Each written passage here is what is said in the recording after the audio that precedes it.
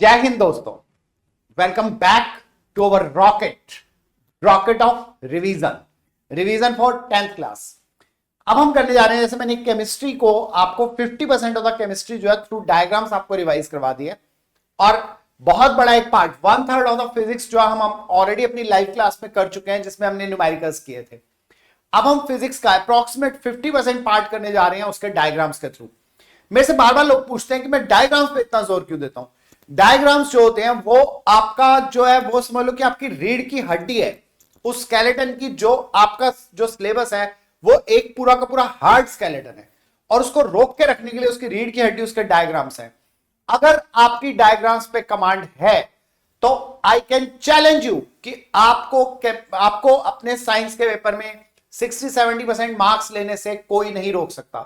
कोई भी आप पेपर उठाइए, XYZ किसी भी ईयर का पेपर उठाइए और उसमें से आए हुए डायग्राम्स को मार्क करिए और देखिए कि उसकी परसेंटेज कितनी है, कि आपको डायग्राम्स करने क्यों जरूरी है। और डायग्राम्स के थ्रू हम कैसे चैप्टर्स रिवाइज कर रहे हैं वो आप मेरे ऑलरेडी केमिस्ट्री वाली क्लास में देख चुके हैं। Now going towards physics diagrams, rocket revision from through physics diagrams. तो हमारा पहला डायग्राम मोस्ट इंपॉर्टेंट डायग्राम है।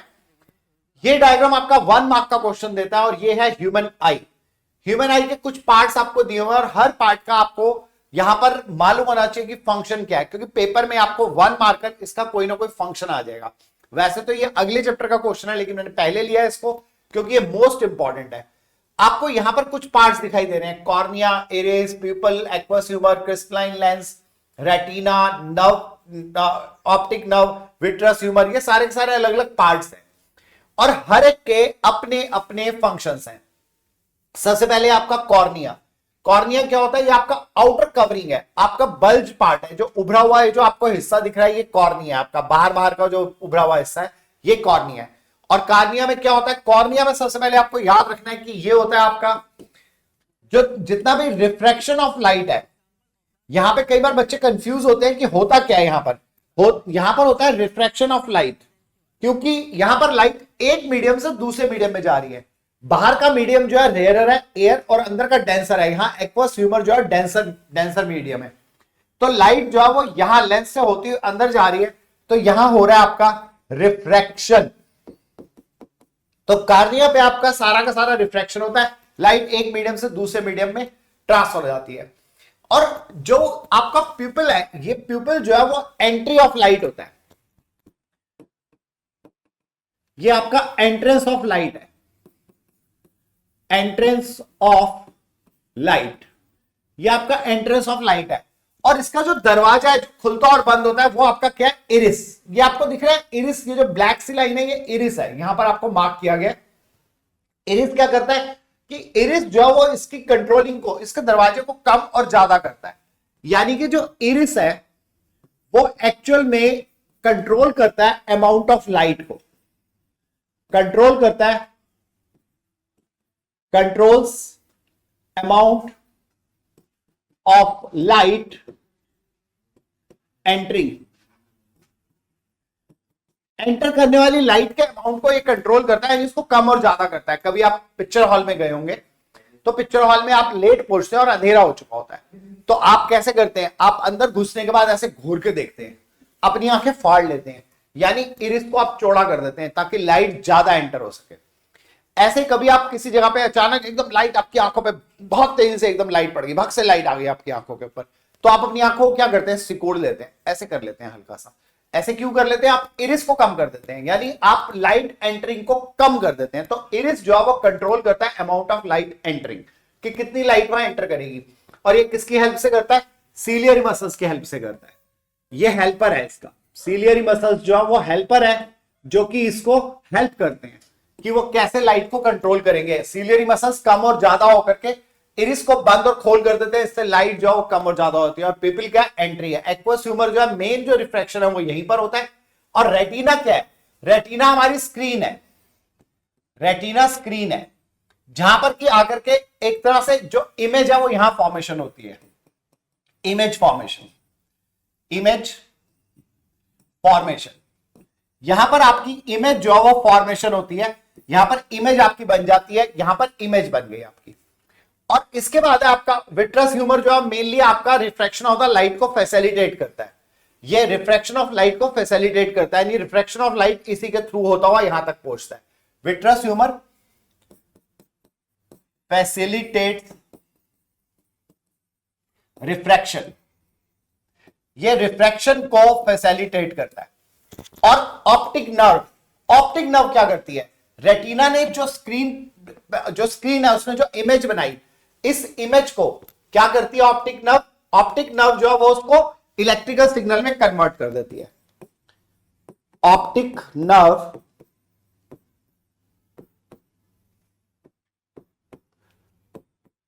कन्वर्ट्स इमेज टू, वो इमेज को किस में कन्वर्ट कर देती है, इलेक्ट्रिकल सिग्नल, इलेक्ट्रिकल सिग्नल। और फिर क्या करती है इलेक्ट्रिकल सिग्नल को बना करके टू ब्रेन एंड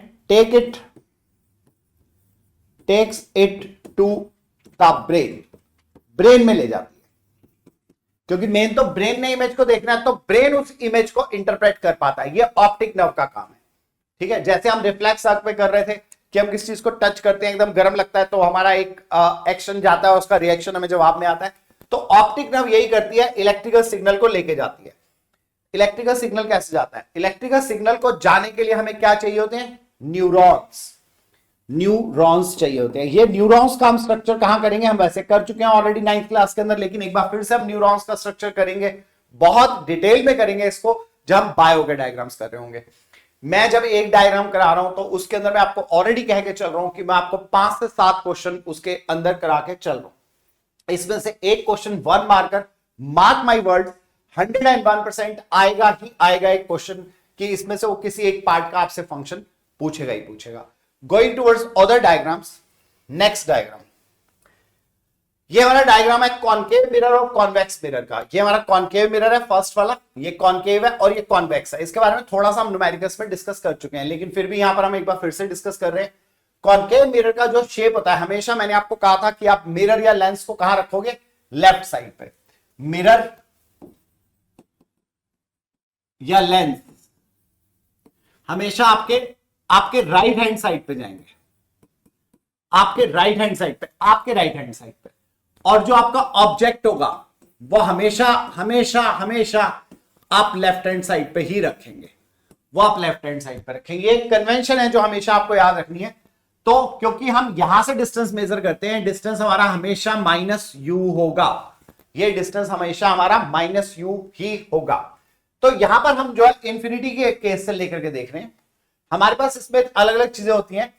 ये हमारे पास क्या है, ये हमारे पास एक मिरर है, ये कॉनकेव मिरर है इस तरह का। अगर आप चम्मच को देखें घर में तो चम्मच का 2 पोर्शन होते हैं, एक ये वाला पोर्शन और एक ये वाला portion.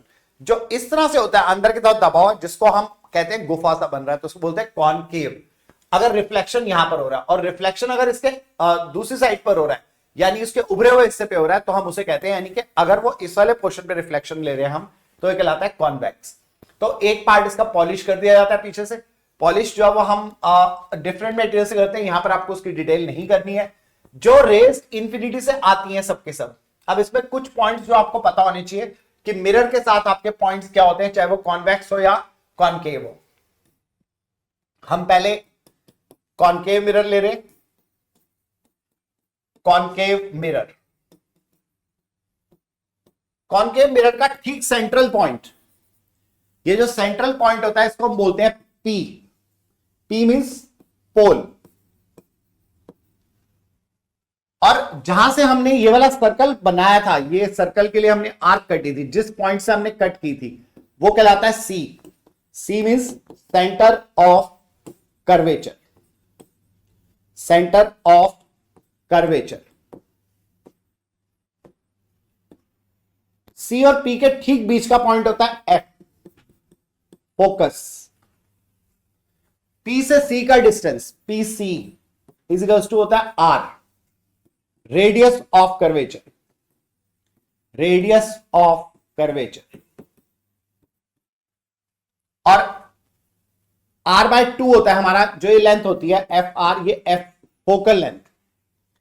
F P CP equals to FP equals to small f, that is R by 2, और which is known as focal length. Focal length, मैं आपको बार बार कह रहा हूं कि डायग्राम्स के थ्रू आप पूरे चैप्टर्स के बेसिक्स कर लेंगे, पूरे चैप्टर्स का हर चैप्टर का एक इंपॉर्टेंट पार्ट जो आप समझ पाएंगे. अगर आपने कुछ नहीं कर रखा तो भी आपके काम आएगा, और आप सब कुछ कर चुके हैं तो ये आपके लिए क्विक रिवीजन का काम करेगा. तो सीपी और एफपी इक्वल है, जो कि फोकल लेंथ एफ के इक्वल होते हैं, रेडियस ऑफ कर्वेचर का हाफ रहती है. तो ये कॉनकेव है. ऐसा ही कॉन्वेक्स के लिए सेम है. कॉन्वेक्स को मैं ड्रॉ नहीं कर रहा हूं, कॉन्वेक्स में ये आपका पोल है, लेकिन क्योंकि हमने ड्रॉ करते वक्त अपना कंपास को इस साइड रखा था तो इसका सेंटर ऑफ कर्वेचर इस साइड आ जाता है, एफ भी इस साइड आ जाता है. इसीलिए पता चलता है कि जो इसकी फोकल लेंथ है एफ वो इस साइड होती है और इसकी फोकल लेंथ एफ इस साइड आती है. तो इसका जो एफ है, यानी इसका एफ फोकल क्या होगा, नेगेटिव, और इसका एफ क्या होगा, पॉजिटिव, जो कि आपको हमेशा के लिए याद रखना है. न्यूमेरिकल्स में मैंने आपको याद कराया था कि कॉनकेव के लिए आप फोकल लेंथ नेगेटिव लेंगे और कॉन्वेक्स के लिए आप पॉजिटिव लेंगे. इसमें जो rays parallel to the principal axis आती है, ये जो आपका सीपी है ये आगे तक जाता है आपका, और इसको हम कहते हैं, ये आपका कहलाता है प्रिंसिपल एक्सिस. नाम कुछ नहीं आएंगे आपके, पर आपको पता होना चाहिए कि क्या है प्रिंसिपल एक्सिस. प्रिंसिपल एक्सिस के पैरेलल जितनी भी लाइनें आती हैं, ये जितनी भी रेज आपकी प्रिंसिपल एक्सिस के पैरेलल आ रही है, ये आपका इंफिनिटी से डायग्राम है कि इंफिनिटी से जो रेज आ रही है वो कैसे मीट करेंगी. जितनी भी रेज आती हैं parallel to the principal axis, वो सब मिरर से टकराने के बाद हमेशा इस तरह से आती हैं जैसे वो फोकस से पास थ्रू हो रही है. ये रह गई, फोकस से निकल गई, दूसरी रह गई, फोकस से निकल गई, यहां नीचे वाली रे फोकस पे आ गई, ये वाली रे भी नीचे से ऊपर फोकस की तरफ चली गई. तो इस तरह से फोकस से वो रेज पास थ्रू होती हैं. यानी जो इंफिनिटी में रखा हुआ ऑब्जेक्ट है उसकी इमेज कहां बनेगी, फोकस पे बनेगी, और बिल्कुल पॉइंट साइज बनेगी और शार्प इमेज बनेगी. बिल्कुल पॉइंट साइज और शार्प इमेज बनेगी. लेकिन ये रेज अपने आप टकराएंगे. जब भी कभी रेज अपने आप टकराएंगी, आपको स्क्रीन के ऊपर नहीं लेना है उसको, तब जो है आपका ये जो आपका इमेज होती है ये कहलाती है आपकी रियल इमेज. और इस इमेज में आप एक चीज देखना ध्यान से कि जो आपके ऊपर की रे थी वो नीचे चली गई और नीचे की रे ऊपर चली गई. यानी कि जो आदमी सीधा खड़ा हुआ है उसका सिर पैर की तरफ दिखाई देगा और पैर सिर की तरफ. तो ये इमेज क्या होगी, इन्वर्टेड. ये इमेज आपकी क्या होगी, inverted. Inverted, highly diminished, point size, sharp. Inverted होगी. रियल और इन्वर्टेड मैं आपको पहले भी एक बात कह चुका हूं, पिछले न्यूमेरिकल्स के टाइम पर हमने ये बात कही थी कि जब रियल होगा तो इन्वर्टेड होगा. इस केस में आपकी इमेज जो है वो रियल है एंड इन्वर्टेड है. ये इमेज आपकी रियल है और इन्वर्टेड है. पॉइंट साइज है, point size, sharp, sharp image है. Real and inverted, point size और शार्प इमेज है. ठीक है, बिल्कुल छोटी सी इमेज यहां पर आपको दिखाई देगी. इस केस में आपकी इमेज ये भी पॉइंट साइज ही होगी, लेकिन अगर आप ध्यान से देखो जो रेज पैरेलल गई वो ऐसे बेंड करेंगी जैसे कि वो कहां से निकल के आई हैं, वो फोकस से निकल करके आ रही हैं, वापस बेंड कर गई. अब ये अगर रेज को मैं यहां मिलाना चाहूंगी अपने आप नहीं मिलेंगी, तो ये रियल इमेज नहीं बनेगी. हमें डॉटेड करके इनको बैक साइड पे मिलाना पड़ेगा. तो ऊपर की रेज ऊपर ही जा रही है, नीचे की नीचे ही रह रही है. तो इसका मतलब ये जो इमेज बनेगी यहां पर, क्योंकि वो मिरर के पीछे रेज को डॉटेड करके मिलाने से, बैकवर्ड करके मिलाने से बन रही है, इसलिए ये इमेज कहलाती है वर्चुअल. ये इमेज हमारी होती है वर्चुअल. ये इमेज है वर्चुअल. और ये हमेशा के लिए याद रखो, वर्चुअल है तो इरेक्ट होगी. इरेक्ट मींस सीधी खड़ी रहेगी. Virtual and erect. दूसरा वर्चुअल एंड इरेक्ट है, ये भी पॉइंट साइज है. मिरर के अंदर हमें अपने आप दिखाई देगी बिना स्क्रीन के. और रियल इमेज हमेशा स्क्रीन पे ही दिखाई देगी. रियल इमेज स्क्रीन पे दिखाई देगी. रियल इमेज स्क्रीन पे दिखाई देगी. और ये हमें स्क्रीन पे दिखाई नहीं देगी, हमें मिरर के अंदर ही दिखाई देगी. यानी वो छोटा सा हमें कुछ दिखाई देगा पॉइंट साइज का. Point size. और ये इमेज भी शार्प होती है. शार्प क्यों, क्योंकि सब रेज एक ही पॉइंट पे मीट कर जाती है. तो virtual and erect, real and inverted हमेशा एक साथ यूज होंगे. तो ये हमारा कॉनकेव के लिए और ये हमारा कॉन्वेक्स के लिए है. इसके अलावा एक और बड़ी इंपॉर्टेंट चीज है यहां पर, ये जो आई और आर बनाए गए हैं, इसके लिए मैं समझाना चाहूंगा आपको कि अगर ये कॉनकेव है आपका और ये आपका एफ है और ये आपका सी है, और जो रे पैरेलल गई वो टकराने के बाद आपकी फोकस से गो थ्रू हो रही है. ये आपकी फोकस से गो थ्रू हो रही है. जो आप सी से लाइन ज्वाइन करोगे, जो भी लाइन सी से ज्वाइन की जाती है, इसे हम कहते हैं, जो सी से इसको ज्वाइन करती है, ये कहलाता है आपका point of incidence. Point of incidence, point of incidence, point of incidence को, जो लाइन ये वाली है, ये क्या है आपकी इंसिडेंट रे, इंसिडेंट रे, और ये क्या आपकी रिफ्लेक्टेड रे, रिफ्लेक्टेड रे। तो जो आपका, और जो बीच की जो जा रही है सी और पॉइंट ऑफ इंसिडेंस को ज्वाइन करने वाली लाइन, इसे हम कहते हैं नॉर्मल टू द प्लेन, इसे बोलते हैं नॉर्मल। ये हमारी लाइन क्या है, नॉर्मल। अब जो इंसिडेंट और नॉर्मल का एंगल है वो आपका आई होगा। आई क्या होता है आपका एंगल ऑफ इंसिडेंस। और जो रिफ्लेक्टेड और नॉर्मल के बीच में एंगल है वो क्या होगा, आर होगा। और हमेशा आपको याद रखना है, रिफ्लेक्शन में angle i equals to angle r होता ही होता है। Angle i equals to angle r, angle of incidence angle of reflection के इक्वल होता है। सेकंड डायग्राम नहीं बना रहा हूं, उसे आप खुद समझेंगे। ये कॉन्वेक्स का आपको दिया हुआ है, जो रे आपकी इंसिडेंट है और ये रिफ्लेक्टेड है। हमने इस पॉइंट ऑफ इंसिडेंस को सी से ज्वाइन कर दिया और आगे तक बढ़ा दिया। तो अब जो इसके साथ एंगल बन रहा है इंसिडेंस के साथ, ये आई है और ये ऊपर वाला एंगल आर है। अगेन ये आई और ये आर है। पेपर में आपको कई बार आ जाता है कि आपको रे डायग्राम ड्रॉ करना होता है, आपको एक रे दी होती है, आगे की बतानी होती है, या आपको इसमें एंगल आई और एंगल आर बताने होते हैं, या आपको वर्चुअल या रियल इमेज बना के दिखानी होती है। आपको आधा बना होता है डायग्राम, पूरा आपको कंप्लीट करना पड़ता है। इस तरह का क्वेश्चन आ जाता है डायग्राम क्वेश्चन। इसके बाद आगे चल रहे हैं, इसी का हम इसको डिटेल में करेंगे। इमेज फॉर्मेशंस को जब हम डिटेल में करेंगे तो ये हमारी कॉनकेव की 6 हैं, कॉनकेव की हमारी 6 हैं। इसके लिए मैं एक बार फिर से वापस जाऊंगा। अगर हम कोई भी मिरर रखते हैं, कोई भी मिरर, ये कॉनकेव भी हो सकता है, कॉन्वेक्स भी हो सकता है। मिरर के साथ हमारा ये पोल होता है P, ये हमारा C होता है और ये हमारा F होता है। तो अगर हम ध्यान से देखें, और एक पॉइंट होता है हमारा, यहां होता है इंफिनिटी, इंफिनिटी। एक बार हम इमेज को इंफिनिटी पे रखेंगे, नंबर 1। इंफिनिटी और C के बीच में या C से परे रखेंगे 2, फिर हम C पे रखेंगे 3, फिर हम C और F के बीच में रखेंगे 4, फिर हम F पे रखेंगे 5, फिर F और P के बीच में रखेंगे 6। टोटल 6 पोजीशंस होंगी कॉनकेव के लिए। पोजीशंस तो कॉन्वेक्स के लिए 6 है, लेकिन कॉन्वेक्स के सिर्फ 2 ही डायग्राम बनेंगे और कॉनकेव के आपके 6 डायग्राम बनेंगे। कॉनकेव के आपको याद रखना है, बहुत अच्छे से याद करना है आपको। कॉनकेव, कॉनकेव के आपके हैं, कॉनकेव के आपके 6 डायग्राम्स हैं, 6, और कॉन्वेक्स के आपके 2 डायग्राम्स हैं। ऐसे आपके लेंसेज के भी 6 + 2 8 डायग्राम्स हैं। 8 + 8 कितने हो गए, 16। और टोटल आपके डायग्राम्स जो बनते हैं, रे डायग्राम से 18 डायग्राम है। इनमें आपका स्लैब वाला भी है, इनमें आपका प्रिज्म वाला भी है, और इनमें एक आध एक्स्ट्रा भी है। तो ये जो आपके डायग्राम्स हैं, 101% श्योरिटी ऑफ और रॉकेट रिवीजन कि ये जो रे डायग्राम्स आप करने जा रहे हो, जो भी आपने 18 रे डायग्राम्स आपने करने हैं, उनमें से 101% कोई ना कोई रे डायग्राम आएगा ही आएगा। एक भी आ सकता है, 2 भी आ सकते हैं, 3 भी आ सकते हैं। और मैंने आपको पहले ही कहा था कि न्यूमेरिकल में राइडर क्वेश्चन, न्यूमेरिकल के साथ आपको राइडर क्वेश्चन में आपको रे डायग्राम ही बना के दिखाना पड़ेगा। तो उसके लिए कुछ रूल्स है हमारे, वो वाले रूल्स हम समझेंगे पहले। ये आपको डायग्राम्स दिए हुए हैं, ये तो आपके कॉनकेव के 6 हैं और ये कॉन्वेक्स के 2 हैं। इसके लिए आपको जो करना है, आपके जो रूल्स हैं वो याद रखने हैं आपको। जो रे पैरेलल जाती है वो कहां से निकल जाती है, F से निकलेगी। जो ray parallel to the principal axis of focus से निकलेगी।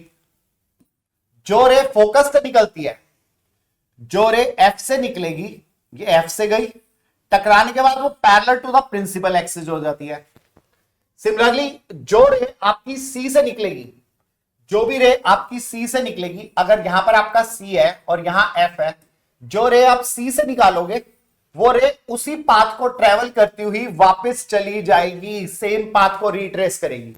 C से निकलने वाली जो रे पैरेलल गई वो F से निकलेगी, जो F से निकली वो पैरेलल हो जाएगी, दोनों वाइस वर्सा।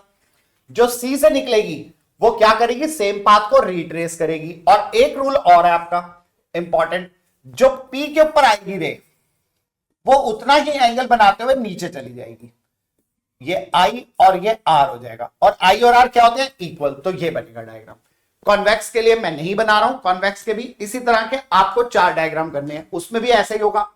जो रे पैरेलल जाएगी वो ऐसा बिहेव करेगी। अभी उसके कॉन्वेक्स के लिए जब बात करेंगे तो आपको इनमें से जब कभी भी कोई डायग्राम ड्रॉ करना है, पहले मैंने आपको बताया था 6 पोजीशंस होंगी, इंफिनिटी, फिर सी से परे, फिर सी पे, फिर सी और एफ के बीच में, सी और एफ के बीच में, फिर एफ पे, और फिर एफ से भी आगे आके एफ और पी के बीच में।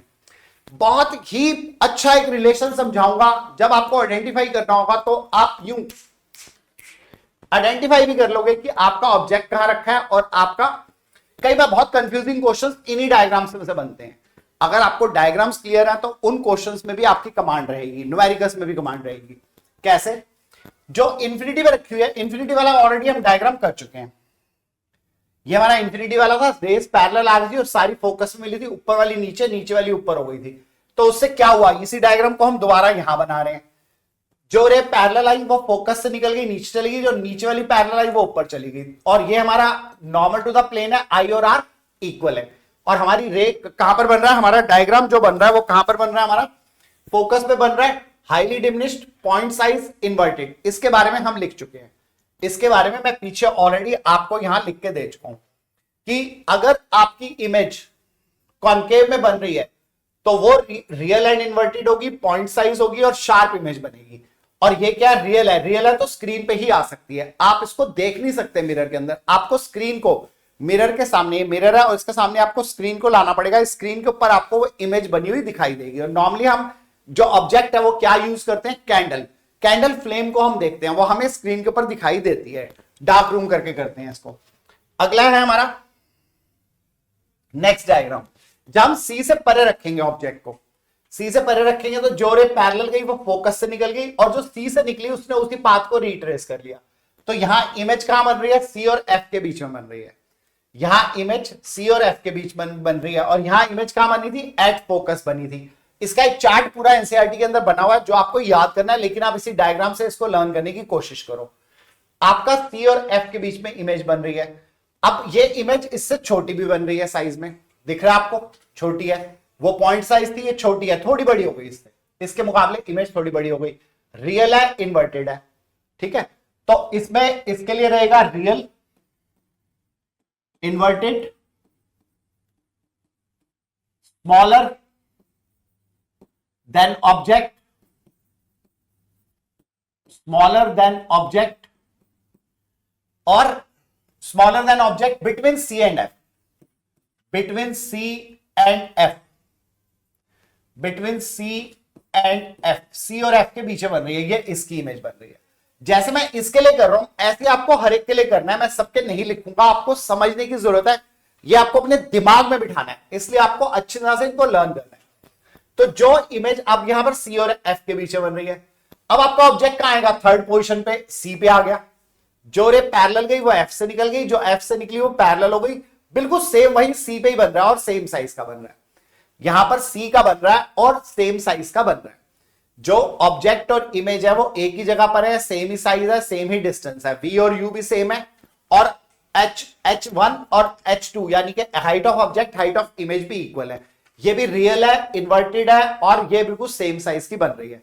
तो इसमें हमारा क्या है, अगर सी पे रखा है आपने तो आपकी जो इमेज बनेगी वो एट सी बनेगी, रियल बनेगी, रियल एंड इन्वर्टेड बनेगी आपकी, रियल एंड इन्वर्टेड, और सेम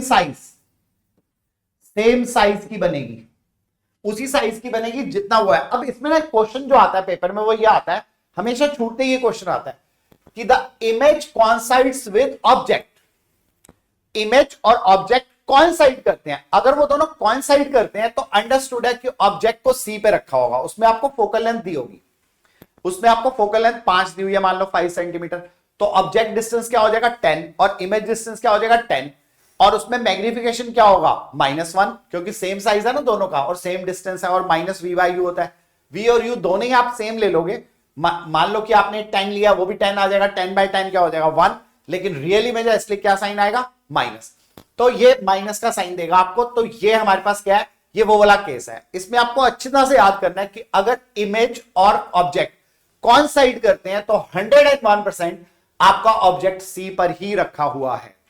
एक और चीज को समझने की कोशिश करो, जैसे जैसे ऑब्जेक्ट आगे आ रहा है आपकी जो इमेज है वो बड़ी होती जा रही है। पहले पॉइंट साइज, फिर थोड़ी बड़ी हो गई, फिर बिल्कुल बराबर हो गई। अगले वाले केस में देखेंगे इमेज इससे बड़ी हो जाएगी। और साथ ही साथ हम देख रहे हैं जैसे जैसे ऑब्जेक्ट आगे आ रहा है इमेज पीछे जा रही है। ऑब्जेक्ट इंफिनिटी पे था, इमेज फोकस पे थी।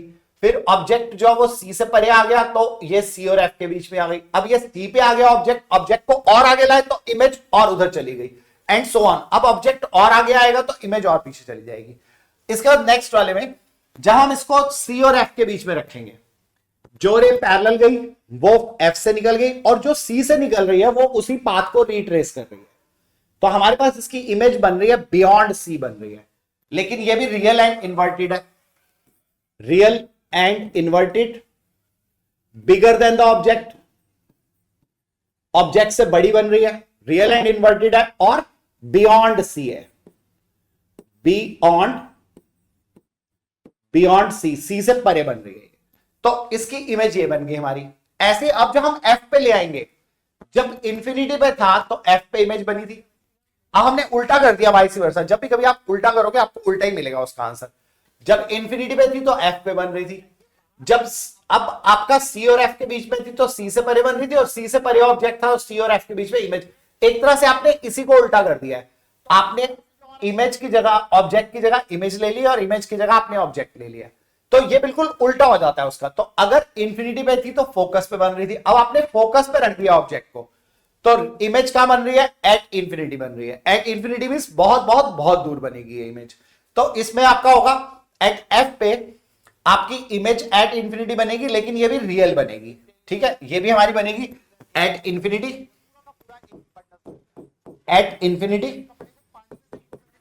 उसी का उल्टा हो गया real and inverted, bigger, very big, bigger than object, object से बहुत बड़ी बन जाएगी।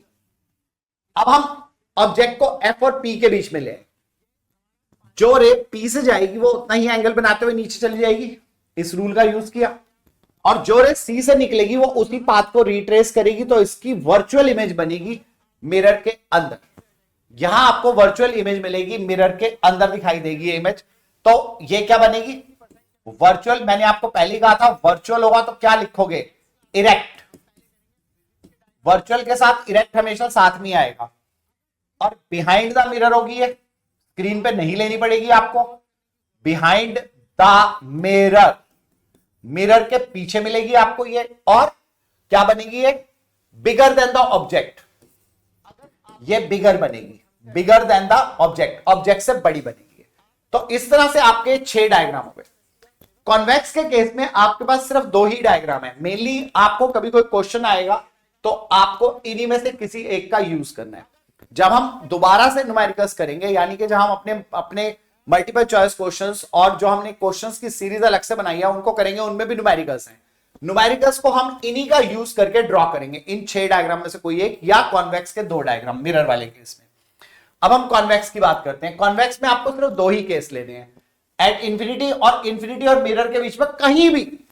इसमें 6 केस नहीं है, जैसे उसमें 6 केस थे उसमें 6 केस नहीं है, इसमें सिर्फ आपके 2 ही केस है। जो इंफिनिटी पे होगी उसके लिए हम पहले ही कर चुके थे कि जब इंफिनिटी पे हमारा ऑब्जेक्ट था तो जो हमारी इमेज बन रही थी वो कहां बन रही थी? वर्चुअल बन रही थी, और बिहाइंड द मिरर बन रही थी, और इरेक्ट बन रही थी। ऊपर की रेज ऊपर ही है और नीचे की रेज नीचे ही है। तो सिर की जगह, पैर पैर की जगह, तो वर्चुअल एंड इरेक्ट और पॉइंट साइज बन रही थी। ये हम ऑलरेडी कर चुके हैं ये वाला केस। ठीक है, तो इस केस में वर्चुअल, इरेक्ट, पॉइंट साइज,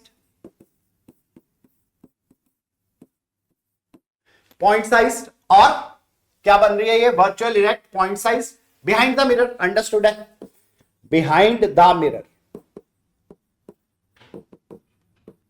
अगला हमारा केस, कहीं भी रख दो, कहीं भी, एनीवेयर, सी पे, सी से परे, सी और एफ के बीच में, एफ पे, एफ और पी के बीच में, जब भी ऑब्जेक्ट एनी अदर पोजीशन होगा, जो रे पैरेलल गई है प्रिंसिपल एक्सिस के, वो इस तरह से मुड़ जाएगी जैसे कि वो फोकस से निकल के आई है, और जिस रे को आप सी की तरफ फेंकोगे वो उसी पाथ को ट्रेवल करके वापस चली जाएगी।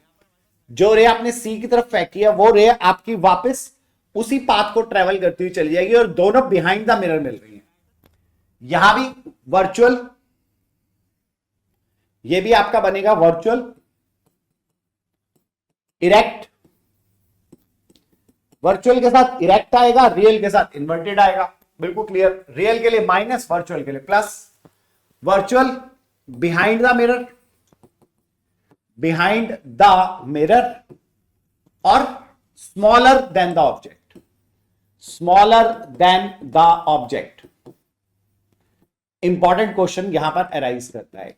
इंपॉर्टेंट क्वेश्चन क्या अराइज करता है कि अगर आपको ये क्वेश्चन आया हुआ है बोर्ड के, जो भी मैं क्वेश्चंस आपको बीच में बोलता हूं ये सब कहीं ना कहीं बोर्ड में कभी ना कभी आए हुए हैं या किसी स्कूल्स के पेपर में आए हुए हैं या प्री बोर्ड्स में आए हुए हैं। इस क्वेश्चन में आता है कि आपको 3 मिरर्स दिए गए, plane mirror, concave mirror and convex mirror.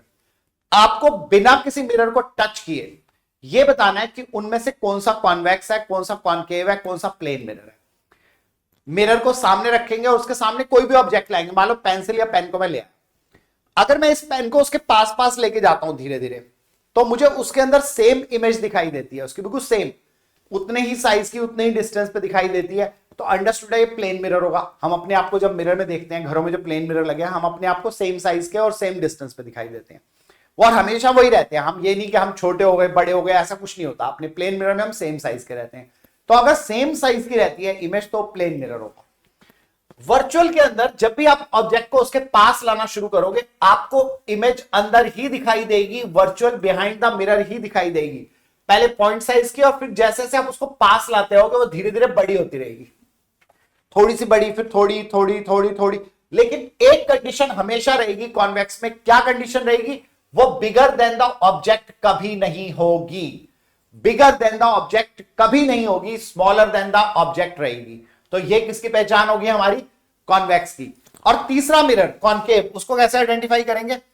हम पेंसिल को उसके पास ला रहे हैं, हमें उसके अंदर कोई इमेज ही नहीं दिखाई दे रही, हमें किसी भी केस में उसके अंदर इमेज दिखाई नहीं देती। पहले 5 केसेस में जब भी हम पेंसिल को कॉनकेव मिरर के पास लेकर के जाएंगे तो हमें अंदर कोई इमेज नहीं दिखाई देगी। अचानक जैसे ही हम मिरर के बहुत पास पहुंच जाएंगे, मिरर के पास पहुंच गए, हमें एक बड़ी सी इमेज दिखाई देगी, वर्चुअल इमेज उसके अंदर दिखाई देगी। पहले 5 केसेस में हमें अंदर नहीं दिखी, स्क्रीन तो है ही नहीं हमारे पास, हमें यूज ही नहीं करनी कुछ भी, तो इन केसेस में हमें कोई इमेज नहीं मिलेगी पेंसिल की।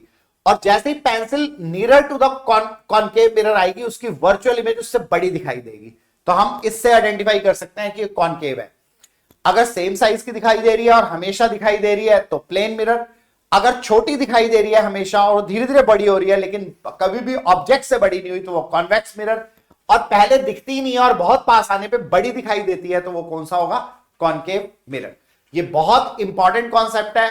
इस वाले कॉन्सेप्ट पे भी 101% चैलेंज क्वेश्चन आएगा ही आएगा। आगे चल रहे हैं इसके। अब हमारे पास ये साइन कन्वेंशन बाई चांस बाद में लग गई है। साइन कन्वेंशन में आपको दिया हुआ है कि मिरर जो होता है उसका पोल जो है हमारा ओरिजिन होता है। आपने किया हुआ है, ये आपका क्या होता है? Origin O. ये एक्स एक्सिस प्लस का, ये एक्स डैश होता है आपका माइनस का, वाई आपका होता है प्लस का और वाई डैश आपका होता है माइनस का। बहुत आसानी, इसी को देख के उसको आप करेंगे। पोल जो है हमारा ओरिजिन है। पोल जो है हमारा ओरिजिन है, जो एक्स एक्सिस वाई एक्सिस, जितनी भी चीजें राइट की तरफ होंगी सब positive value, positive x axis. जितनी भी चीजें हमारी लेफ्ट की तरफ होंगी, इस तरफ, यानी कि डिस्टेंस टुवर्ड्स द लेफ्ट, वो सब क्या होंगी? नेगेटिव। क्यों? क्योंकि ये नेगेटिव होता है। जितनी भी चीजें ऊपर की तरफ होंगी, ऊपर की तरफ मींस वाई एक्सिस की तरफ, वो सब पॉजिटिव। जितनी भी चीजें डाउनवर्ड होंगी, नीचे की तरफ होंगी, वो सब क्या होंगी? नेगेटिव।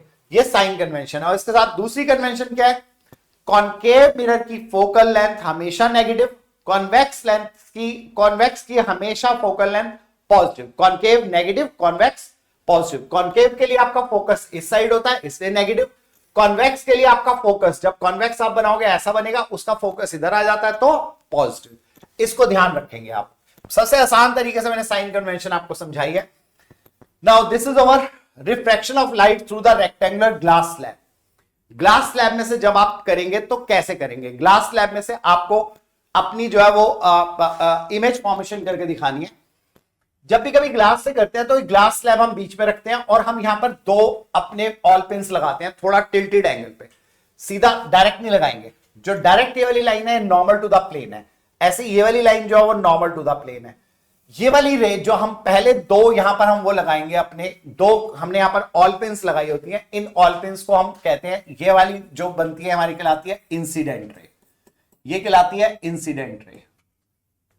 फिर हम बाहर की तरफ यहां से झुक करके ग्लास स्लैब को ऐसे बीच में रख के हम यूं झांक करके देखते हैं और फिर पिंस को उन पिंस के आगे लगाते हैं। वो कैसे करते हैं वो आपने एक्सपेरिमेंट्स में किया होगा या टीचर आपको कराएंगे या आप एक्सपेरिमेंट्स में देख सकते हैं कहीं किसी चैनल पर जाकर के, क्योंकि हमारे चैनल पे एक्सपेरिमेंट्स अवेलेबल नहीं है। स्कूल में अगर आपको नहीं कराएगा तो आपको सिर्फ डायग्राम याद रखना है। तो आप ग्लास स्लैब को बीच में रख करके, फॉर एग्जाम्पल कि मैं ग्लास स्लैब के लिए आपको ये एक रिमोट दिखा रहा हूं, हमारे रिमोट को अगर ग्लास स्लैब मान लें तो यहां दो पिंस जो लगी हुई है, इधर दो पिंस को जब आप अपनी साइड से देखेंगे, झांक करके यहां से देखेंगे तो आपको जहां दिखाई देंगी उनके सामने, उनकी सीध में आप दो ऑल पिंस और लगाओगे कि इधर वाली दो ऑल पिंस आपको दिखाई देनी बंद हो जाए। तो आप फिर क्या करोगे, ग्लास स्लैब की आउटलाइन कर दोगे, ये ग्लास स्लैब हटाओगे उसकी आउटलाइन कर दोगे, ये दो पॉइंट्स ज्वाइन कर दोगे, ये दो पॉइंट्स ज्वाइन कर दोगे। ये इंसिडेंट रे और ये जो बाद में निकली है इसको बोलते हैं इमर्जेंट रे। ये जो निकली है आपकी ये वाली, ये होती है आपकी इमर्जेंट रे, ये होती है आपकी इमर्जेंट रे, इमर्जेंट रे ये वाली, दिस वन GH। ये जो बीच में है वो कौन सी है? फिर हम ये जो पॉइंट O आता है हमारा, जब हम ये ग्लास स्लैब की आउटलाइन करके इसको हटा देंगे तो इनको दोनों को EF को ज्वाइन करते हैं तो वो O पे आके मीट करते हैं। O और O डैश को हम ज्वाइन करते हैं, GH को हम बढ़ा लेते हैं, वो O डैश पे मीट करते हैं। ये जो O डैश है ये वाली रे होती है हमारी रिफ्रैक्टेड रे, रिफ्रैक्टेड रे, क्योंकि ये एयर से किस में गई है? आपकी ग्लास में गई है, एयर से ग्लास में गई है, इसलिए ये टुवर्ड्स द नॉर्मल बेंड करेगी। जब रेयरर से डेंसर मीडियम में कोई रे जाती है, ये नॉर्मल टू द प्लेन है, नॉर्मल, और ये मीडियम आपका रेयरर है और ये आपका मीडियम डेंसर है। जब रे यहां आएगी तो वो टुवर्ड्स द नॉर्मल बेंड करती है, इसमें जो है वो टुवर्ड्स द नॉर्मल बेंड करती है, और डेंसर से रेयरर में आती है नॉर्मल, ये आपका डेंसर मीडियम है और ये आपका रेयरर मीडियम है। अब इसमें अगर कोई रे आती है तो वो away from the normal bend करती है, IR, IR। इसमें R अगर रेयरर से डेंसर में जा रही है तो वो टुवर्ड्स द नॉर्मल बेंड करेगी, यानी कि जो R है वो I से छोटा होगा, एंगल I से छोटा होगा। और इस केस में एंगल R जो है वो एंगल I से बड़ा होगा, एंगल I से बड़ा होगा, यानी कि ये away from the normal bend कर जाएगी। तो आपको ये दो चीजें याद रखनी है, रेयरर टू डेंसर में टुवर्ड्स द नॉर्मल और डेंसर टू रेयरर में अवे फ्रॉम द नॉर्मल। और इसका एक रूल हमारा जो चलता है वो है स्नेल्स लॉ। स्नेल्स लॉ हम न्यूमेरिकल्स में कर चुके हैं वैसे, sine I upon sine R equals to होता है आपका N, और ये N आपका V1 बाय V2 भी होता है, V1 बाय V2 भी होता है। और V1 क्या है? यहां की वेलोसिटी है, V1 यहां होगी इसकी वेलोसिटी, और V2 यहां होगी रे की वेलोसिटी। V1 फर्स्ट मीडियम में वेलोसिटी है और V2 सेकंड मीडियम में वेलोसिटी है, यानी कि speed in first medium by, मैं आपको बार बार कह रहा हूं कि हमारे जितने भी हम चीजें करवा रहे हैं उनमें चीजें इतनी बार रिपीट हो जाएंगी, इतनी बार रिपीट हो जाएंगी, कभी न्यूमेरिकल्स की फॉर्म में, कभी डायग्राम्स की फॉर्म में, कि आपको वो पक्का 100% याद हो चुकी होंगी। स्पीड किसकी? लाइट की, इन first medium, speed in second medium, मैंने शॉर्ट में लिख दिया speed in first medium by speed in second medium. तो ये हमारा n के इक्वल होता है। n क्या होता है हमारा? रिफ्रैक्टिव इंडेक्स, रिफ्रैक्टिव इंडेक्स, जिसके लिए हम न्यूमेरिकल्स अपनी प्रीवियस वाली में कर चुके हैं लाइव क्लास में। रिफ्रैक्टिव इंडेक्स ये हमारा रिफ्रैक्टिव इंडेक्स के इक्वल होता है। रिफ्रैक्टिव इंडेक्स के दो फॉर्मूलाज रहते हैं, sine I by sine R और V1 बाय V2। इसके ऊपर बेस्ड न्यूमेरिकल आएगा ही आएगा। 1 नंबर का आए या 2 नंबर का आए, इसका एक पार्ट आना ही आना है, क्योंकि ये बहुत इंपॉर्टेंट टॉपिक है आपका। तो ये है रिफ्रैक्शन थ्रू ग्लास स्लैब। और जो आपकी इंसिडेंट रे, अगर हम उसको डॉटेड करके आगे बढ़ा देंगे, हमने डॉटेड करके उसको आगे बढ़ा दिया हमने अपनी इंसिडेंट रे को, इनके बीच में एक गैप आ जाता है। जो हमारी ओरिजिनल इमर्जेंट रे है और जो इंसिडेंट रे है, उनके बीच में एक गैप आ जाता है। ये जो गैप है आपका, ये वाला जो आपका गैप है, इस गैप को हम कहते हैं, ये जो चीज है, ये जो आपका ये वाला पोर्शन है, ये वाला, this one is known as lateral displacement. Lateral displacement, lateral displacement, इस पोर्शन को हम बोलते हैं lateral displacement. Lateral displacement, incident ray अपने ओरिजिनल से कितना खिसक गई, इसे हम कहते हैं lateral displacement. Next diagram, next diagram is, अब लेंस का है। लेंस में अब आपको, लेंस में अब पोल नहीं है, बाकी सब सेम है। अब इसमें पोल नहीं है, लेकिन बाकी सब सेम है। कॉनकेव में ये अंदर की तरफ मुड़े हुए, कॉन्वेक्स में ये उभरे हुए। ठीक है, कॉन्वेक्स में इस तरह से होगा, यहां रिफ्रैक्शन होगा, और कॉनकेव में इस तरह से होगा, यानी ये ऐसा होगा और रिफ्रैक्शन इन पोर्शंस पे होगा। ये कॉनकेव पोर्शन, ये कॉन्वेक्स पोर्शन। अब यहां पर थोड़ा सा उल्टा है। हमने अगर वहां कॉनकेव में देखा था तो क्या हुआ था, कॉनकेव में सभी रेज जो फोकस की तरफ आई थी, और कॉन्वेक्स में वो अवे की तरफ मुड़ गई थी। ठीक है, वहां उल्टा होगा, कॉन्वेक्स में और कॉनकेव में अब उल्टा होगा। यहां हम कॉन्वेक्स पे देख रहे हैं कि सभी रेज जो है वो मुड़ के फोकस की तरफ आ रही हैं, और कॉनकेव में वो डाइवर्ज हो रही है। ठीक है, यहां पर क्या हो रही है, कन्वर्ज। तो इसको कन्वर्जेंट लेंस भी बोलते हैं, कन्वर्जेंट लेंस, और इसे डाइवर्जेंट भी बोलते हैं। डाइवर्जेंट, ये डाइवर्ज कर देता है, डाइवर्जेंट लेंस। क्यों, क्योंकि इसने रेज को डाइवर्ज कर दिया, घुमा दिया। जो रे पैरेलल टू द, हमारे पास यहां पर सी नहीं होता है, हम सी कह सकते हैं उसको। हमारे पास 2 सी होंगे, 2 एफ होंगे, 2 सी, ये F1 और C1, ये F2 और ये C2। सेम वही, जहां से हमने रेडियस लिया है वो हमारा C1 C2 होगा, इसका रेडियस और इसका रेडियस लिया है, और उनका हाफ हाफ। ये जो सेंटर है O, इसको हम सेंटर ऑफ द लेंस बोलते हैं। O को हम बोलते हैं centre of the lens. O centre of the lens. अब हम सेंटर लेते हैं, पोल नहीं लेते, बाकी सब सेम है। C1 और C2 क्या हमारे सेंटर ऑफ, ये हमारा सेंटर ऑफ, जिससे भी हमने इसको कट किया, और CO क्या हमारा radius of curvature, radius of curvature बराबर होंगे दोनों साइड पर। आपके जो लेंस है बाइफोकल है, बाइफोकल यानी कि दोनों तरफ फोकल लेंथ सेम होगी। और जो इसमें ये जो है 2, ये अंडरस्टूड है, ये F1 है, 2F1 है, यानी कि ये F होगा, और ये हमारा यहां से यहां तक होगा F, और यहां से यहां तक हमारा होगा R। F is to R/2 same है, इधर भी ऐसे ही रहेगा F, और वो हमारा रहेगा R, या हम इसको 2F भी बोल सकते हैं। इधर लिखा ना F1 2F1, तो हम इसको 2F भी बोल सकते हैं R को। सिमिलरली ये पोर्शन हमारा F, ये पोर्शन हमारा C तक का 2F हो जाएगा। ठीक है, यानी कि R और R/2 वही सेम जो उसमें था, बल्कि सेम रहेगा बिल्कुल, और कुछ नहीं है। बस ये याद रखना है कि कॉन्वेक्स में सभी रेज जो टुवर्ड्स द फोकस मुड़ जाती हैं, और कॉनकेव में सभी रेज ऐसे डाइवर्ज करती हैं जैसे वो फोकस से निकल करके आ रही हैं। यानी जो इसकी इमेज है, रेज अपने आप मीट करिए, जब अपने आप मीट करती हैं रेज, तो वो इमेज होती है रियल। और जब रेज अपने आप मीट नहीं करती है, हम डॉटेड करके उनको पीछे की तरफ मिलाते हैं, तो वो क्या होती है, वर्चुअल। और ये क्या बन गई, रियल। और रियल होगी तो क्या होगी, इन्वर्टेड। मैंने पहले बताया था, ऊपर की रेज नीचे चली गई है और नीचे की ऊपर चली गई है, तो क्या है ये हमारी इन्वर्टेड है। और इसमें हम देखते हैं ऊपर की रेज ऊपर गई है, सिर की तरफ, और पैर की तरफ ही गई है, तो ये क्या होगी, ये बन रही है डॉटेड से बन रही है, तो क्या होगी, वर्चुअल। बार बार एक ही बात कह रहा हूं, virtual erect, real inverted. Real के साथ इन्वर्टेड आएगा, वर्चुअल के साथ इरेक्ट आएगा, हमेशा ही ऐसा होगा। अब इसके रे डायग्राम्स, अब इसके 6 केसेस, इसके 6 केसेस हैं। अब कॉन्वेक्स के 6 केसेस हैं और कॉनकेव के 2 केसेस हैं। अब आपके कॉन्वेक्स के 6 केसेस हैं, 6 वही, पहले इंफिनिटी पे, फिर इंफिनिटी और 2F1 के बीच में, फिर 2F1 पे, फिर 2F1 और F1 के बीच में, फिर F1 पे, फिर F1 और O के बीच में। पास ला रहे हैं, पहले इंफिनिटी, फिर C पे, फिर C और F के बीच में, फिर सी पहले सी पे, फिर सी और एफ के बीच में, फिर एफ पे, और फिर एफ और ओ के बीच में।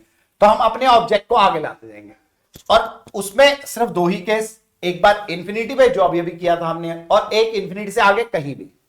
तो हम इसका जो केस ले रहे हैं वो इंफिनिटी से आगे वाला केस ले रहे हैं। हम पहले ये इंफिनिटी वाला केस कर चुके हैं। हमने यहां पर क्या कहा था, ये वर्चुअल होगी, यानी ये स्क्रीन पे आएगी, पॉइंट साइज होगी, और क्या होगी, इरेक्ट होगी। Virtual, virtual erect, virtual erect, point size, point sized. ठीक है। और इस केस में जो रे पैरेलल जा रही है वो ऐसे डाइवर्ज हो जाएगी जैसे वो फोकस से निकल गई। सेम रूल है, जैसे उसमें रूल है वैसे इसमें रूल है। जो रे पैरेलल आती है वो ऐसे डाइवर्ज होगी जैसे वो फोकस से निकल के आई है। जो रे ओ से जाएगी, ये ओ से जो रे जाएगी वो उसी पाथ को ट्रेवल कर जाएगी। जो रे ओ से जाएगी वो वहीं से निकल जाएगी। जो रे इसमें भी उसमें भी ओ से जो रे होगी वो स्ट्रेट निकल जाएगी। तो आपको ये याद रखना है, जो रे पैरेलल जाएगी वो फोकस की तरफ बेंड करेगी या फोकस से अवे की तरफ बेंड करेगी। अभी मैं अलग से लिख देता हूं, इसके लिख देता हूं पहले। अगर जो रे आपकी पैरेलल जा रही है प्रिंसिपल एक्सिस के पैरेलल, वो अवे बेंड करेगी फोकस से, वो एफ से अवे बेंड करेगी। जो रे एफ की तरफ आ रही है, जो रे एफ की तरफ आ रही है, जो रे आपकी ओ से जा रही है वो ओ से स्ट्रेट निकल जाएगी। जो रे ओ से आ रही है वो ओ से स्ट्रेट निकल जाएगी। और अगर कोई रे ऐसी हो जिसको आप फोकस की तरफ फेंकोगे तो पैरेलल टू द,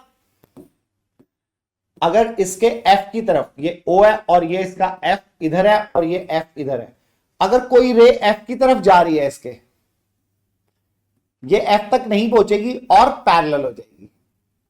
ये एफ की तरफ नहीं जाएगी और पैरेलल हो जाएगी। जाना उसको एफ तक चाहिए था लेकिन पहुंचेगी नहीं और वो parallel to the principal axis हो जाएगी। इसका उल्टा है, जो पैरेलल है वो अवे फ्रॉम द फोकस हो जाएगी, फोकस से अवे की तरफ जा रही है। इसके रूल्स ये। तो इसके अकॉर्डिंग हमारी जो रे पैरेलल आ रही थी वो सब ऐसे अवे हो गई जैसे वो फोकस से निकल के आई है। तो इसकी image virtual erect and point size और फोकस पे बनेगी एट F1। इसको हम F1 बोलेंगे, इधर F1 उधर F2। ऐसी इसकी जो इमेज बनेगी वो कहां बनेगी, F और O के बीच में, between F1 and O। Virtual, virtual के साथ आपको इरेक्ट तो लिखना ही है। Virtual erect and smaller. Smaller क्या, smaller than object, smaller than object. इसके साथ हम आ रहे हैं अब कॉन्वेक्स वाले केस पे। कॉन्वेक्स वालों में हमारे पास है, कॉन्वेक्स के रूल्स लिख रहा हूं शॉर्ट में क्योंकि आते तो आपको ज्यादातर हैं ही। O F1 2F1। जो रे पैरेलल जाएगी वो टकराने के बाद F2 से निकल जाएगी। जो रे पैरेलल जाएगी वो F2 से निकल जाएगी। ठीक है। जो रे F की तरफ जाएगी, जिस रे को आप F1 की तरफ लेकर के जाओगे वो टकराने के बाद पैरेलल हो जाएगी। जो F से निकलेगी वो पैरेलल हो जाएगी और जो O से निकलेगी वो क्या करेगी, वो स्ट्रेट चली जाएगी। जो O से निकलेगी, O से जो रे जाएगी वो स्ट्रेट चली जाएगी। ये रूल है इसके। जो रे पैरेलल आ रही है वो F2 से निकलेगी, जो रे F1 से निकाल रहे हो आप वो टकराने के बाद पैरेलल हो जाएगी, और जो रे O से निकलेगी वो लेंस में से स्ट्रेट निकल जाएगी। इन्हीं रूल्स का यूज कर रहे हैं। ये केस हम कर चुके हैं। इंफिनिटी पे होगा तो F2 पे इमेज बनेगी, इन्वर्टेड बनेगी, रियल बनेगी, पॉइंट साइज बनेगी।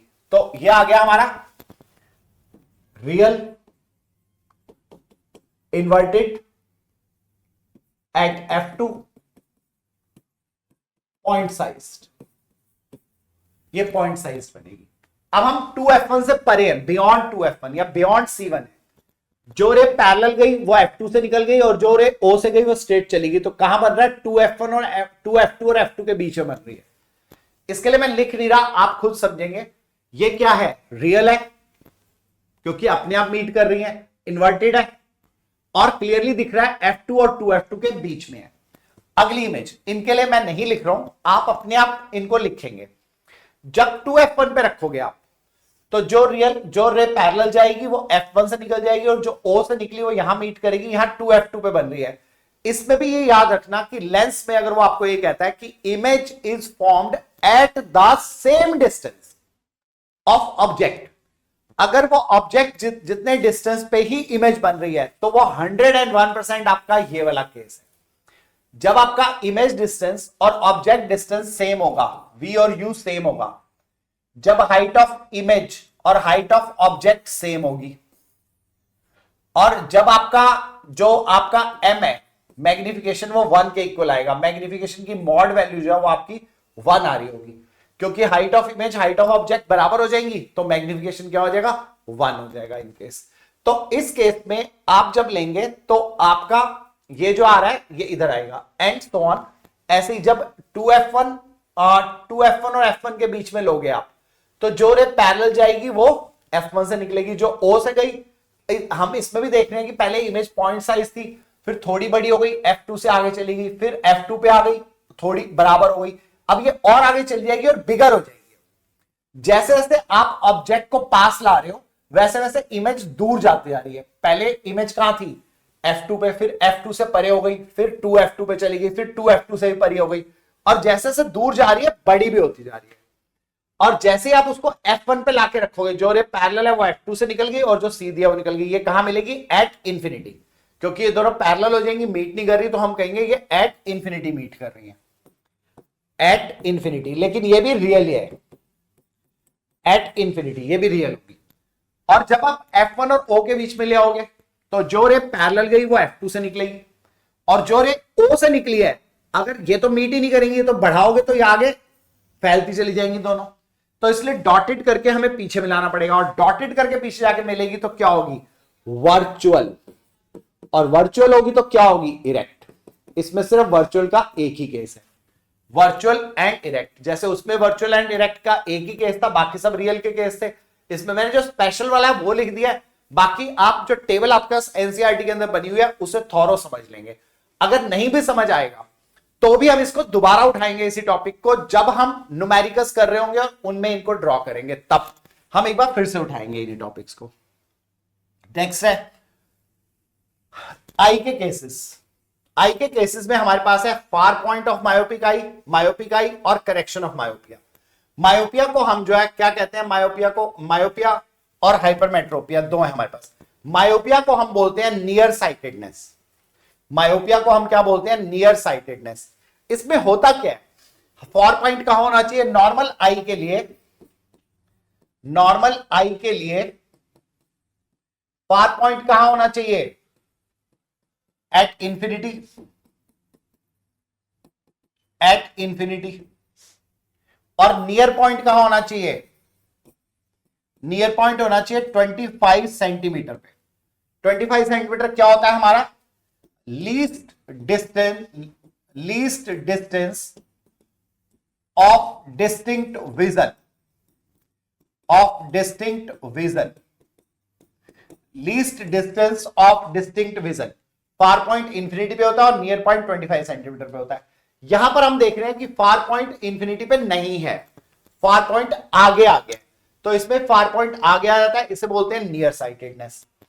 और ये हमारी मायोपिक आई को उसने समझाने की कोशिश की है, या तो उसका फार पॉइंट आगे आ जाएगा, या फिर अगर वो इंफिनिटी की चीज को देखने की कोशिश भी करेगा, ये फार पॉइंट आगे आ गया तो आपका जो इमेज है वो कहां बन रही है, रेटिना पे बन रही है। या फिर आपका फार पॉइंट मायोपिक आर के लिए फार पॉइंट आगे आ चुका है, अगर आप फार पॉइंट के अकॉर्डिंग नहीं देखते, आई के अकॉर्डिंग देखना आते हो, क्या होगा, ये फार पॉइंट यहां तक की चीज तो क्लियर देखेगा। अगर इसके बियॉन्ड वो देखना आता है, यानी सचमुच वो इंफिनिटी की कोई चीज, दूर की कोई चीज देखना आता है, तो तब उसका क्या होगा, तब उसकी जो रेज मीट करेंगी वो इमेज यहां ना मीट करके रेटिना पे पहले ही मीट कर जाएगी इमेज, इसे बोलते हैं मायोपिक आई। डायग्राम बहुत अच्छा रट्टा मार लो, दो में से कोई एक आएगा ही आएगा, मायोपिक या हाइपरमेट्रोपिक। फिर करेक्शन करने के लिए आप कॉनकेव लेंस लगाते हैं इसमें, इसको करेक्ट करने के लिए आप इसमें कॉनकेव लेंस लगाते हैं, और कॉनकेव लेंस जो है, ये जो रेज इकट्ठी हो गई थी इनको क्या करता है, थोड़ा सा इनको फैला देता है, थोड़ा सा यहां से फैलाने की वजह से क्या होगा, ये जहां जो आगे बन रही थी इमेज जाके रेटिना पे बनने लग जाएगी, ये इमेज हमारी आगे जाके रेटिना पे बन जाएगी। पहले तो ये रेस थोड़ी सीधी आ रही थी, अब ये रेस थोड़ी बेंट हो गई है, फैल गई है, जिसकी वजह से ये लेंस पे गिरने के बाद, आई लेंस के ऊपर गिरने के बाद आकर के इमेज यहां फॉर्म करेंगे। आई लेंस का काम क्या होता है, वो इमेज को रेटिना पे फॉर्म करता है। तो ये यहां पर इमेज को यहां ले आएंगे, जो कि आगे था वो पीछे चली जाएगी। यहां हमने रेस को थोड़ा सा फैला दिया है यूजिंग कॉनकेव लेंस। अब ये होता किस वजह से है, दो रीजन। एक तो आई बॉल इलांगेटेड हो जाती है, आई बॉल बड़ी हो जाती है। ये ऐसे का ऐसा ही रट्टा मारना है आपको, क्योंकि एनसीईआरटी में यही लिखा हुआ है और आपको एनसीईआरटी के ही रीजन देने हैं। अगर आप कुछ और रीजन डाल दोगे, अपनी लैंग्वेज को चेंज कर दोगे, तो आंसर के गलत होने के चांसेस रहते हैं। दूसरा इसका excessive curvature of eye lens. इसका जो आई लेंस का कर्वेचर है वो बढ़ जाता है। वैसे क्या होना चाहिए, 2.3 सेंटीमीटर डायमीटर होना चाहिए इसका, लेकिन वो इससे बढ़ जाता है, कर्वेचर बढ़ जाता है उसका। कर्वेचर क्या होता है, ये जो चीज होती है इसे हम कर्वेचर बोलते हैं, ये बढ़ जाता है थोड़ा सा। अगर थोड़ा सा कर्वेचर बढ़ जाएगा तो उसका थोड़ा सा रेडियस या डायमीटर बढ़ जाएगा, जिसकी वजह से हमें ये प्रॉब्लम आ जाती है। नेक्स्ट है हमारा हाइपरमेट्रोपिक आई। हाइपरमेट्रोपिक आई में जो नियर पॉइंट जहां होना चाहिए, एंड डैश है हमारा नियर पॉइंट ऑफ नॉर्मल आई है। नॉर्मल आई से होने की जगह पीछे चला गया, वो होना कहां चाहिए 25 सेंटीमीटर पे, उससे बियॉन्ड चला गया। तो या फिर अगर वो नियर पॉइंट की चीज को देखने की कोशिश करेगा भी, मान लो उसने नियर पॉइंट की चीज पे फोकस करा भी, तो क्या होगा, जो रेज मीट करेंगी वो रेटिना पे ना मीट करके पीछे मीट कर जाएंगी। तो ये दोनों ही हाइपरमेट्रोपिक के वो है केस। ये नियर पॉइंट ऑफ हाइपरमेट्रोपिक आई पीछे चला गया, और अगर वो नियर पॉइंट की किसी चीज को देखेगा तो उसकी इमेज रेटिना से पीछे बन जाएगी। इसको ठीक करने के लिए हम लगाते हैं कॉन्वेक्स लेंस। कॉन्वेक्स लेंस क्या करते हैं, क्योंकि ये रेज ज्यादा पीछे चली गई, हम चाहते हैं पहले ही इकट्ठी हो जाए, तो इनको हमें कंजस्ट करना पड़ेगा। कंजस्ट करने के लिए हमने कॉन्वेक्स लेंस लगाया, जो इनको पहले ही इकट्ठा करके रेटिना पे बना देता है। इससे हमारा हो जाता है। इसको हम फार साइटेडनेस भी बोलते हैं, इसको हम फार साइटेडनेस भी बोलते हैं। इसके दो रीजन है, फोकल लेंथ टू लॉन्ग। इसकी जो फोकल लेंथ है हमारी आई लेंस की, ये बहुत ज्यादा बढ़ जाती है, या आई बॉल स्मॉल हो जाती है। उसमें आई बॉल बड़ी हो गई थी, इसमें आई बॉल छोटी हो जाती है, इस वजह से प्रॉब्लम आती है। होता माइन्यूट सा कुछ पार्ट होता है, जरा सा होता है, बड़ा या छोटा होता है। ये नहीं कि बहुत बड़ी हो गई या बहुत छोटी हो गई, ऐसा नहीं होता, माइन्यूट सा, लेकिन उससे पूरा आई जो है वो प्रॉब्लम क्रिएट करती है। Next is prism. प्रिज्म में जो रे आती है हमारी, ये प्रिज्म है हमारा, और ये जो ए होता है इसे हम बोलते हैं angle of prism. Angle of prism ये बहुत इंपॉर्टेंट है। प्रिज्म जो है वो आपका कैसा हुआ है, इसमें एक सरफेस इधर होता है, एक सरफेस इधर होता है, दोनों रिफ्रैक्टिंग सरफेस होते हैं, और नीचे एक बेस होता है। इधर और इधर वाले सरफेस का हमें कुछ लेना देना नहीं है। एक इंसिडेंस वाला सरफेस होता है ये वाला, एक हमारा इमर्जेंट वाला सरफेस होता है, और इसके बीच में हमारा मटेरियल होता है, नॉर्मली ग्लास होता है। ग्लास का ये एंगल हमें पता होना चाहिए। नॉर्मली तो 60 डिग्री वाले होते हैं, लेकिन 45 के भी होते हैं, और भी एंगल्स हो सकते हैं। एंगल ऑफ प्रिज्म अलग अलग होता है। ये हमारा फर्स्ट सरफेस है, जो इस तरह से यहां पर हमारी इंसिडेंट रे गिरती है, और इधर वाले सरफेस से वो बाहर निकलती है, ये इमर्जेंट रे होती है। इनके नाम आपको नीचे दिए गए हैं, नाम एज इट इज आपको रट्टा मारने हैं, क्योंकि ये नाम आपको कहीं भी, ये डायग्राम बना बनाया आ जाएगा और आपको नाम लिखने पड़ेंगे। Incident ray, normal to the plane, angle of incidence I, फिर ये रिफ्रैक्टेड रे, बीच में जो आपकी रिफ्रैक्टेड रे, ये एंगल ऑफ रिफ्रैक्शन, और ये इमर्जेंट रे। जब रे एंटर कर रही है तो रेयर टू डेंसर जा रही है, इसके इसीलिए नॉर्मल से दूर हट रही है, उसके पास आ रही है, सॉरी उसके पास आ रही है। और जब ये डेंसर टू रेयर में जा रही है, डेंसर टू रेयर में नॉर्मल ही है, तो ये नॉर्मल से अवे बेंड कर रही है, यहां अवे बेंड कर रही है, और इस एंगल को हम बोलते हैं, ये वाला एंगल कहलाता है एंगल ऑफ इमरजेंस। इसे बोलते हैं एंगल ऑफ इमरजेंस। इस रे को, इमर्जेंट रे को हम अगर पीछे की तरफ बढ़ाएं, इमर्जेंट रे को बढ़ाएं, तो हमारी इंसिडेंट रे को जी पे मीट करती है, और यहां बनता है डी। डी कहलाता है एंगल ऑफ डेविएशन, और ई कहलाता है एंगल ऑफ इमरजेंस। इसमें सिर्फ और सिर्फ आपको नाम ही याद करने हैं, और कुछ भी याद नहीं करना है। ये एज इट इज आ जाता है, और उसमें कोई चीज आपको मार्क करने के लिए दे देते हैं, वो नाम दे देंगे और वो उसको मार्क करने को कहेंगे, या मार्क किया होगा उसका नाम आपसे पूछ लेंगे, इसलिए इसको एज इट इज आपने रट्टा मारना है।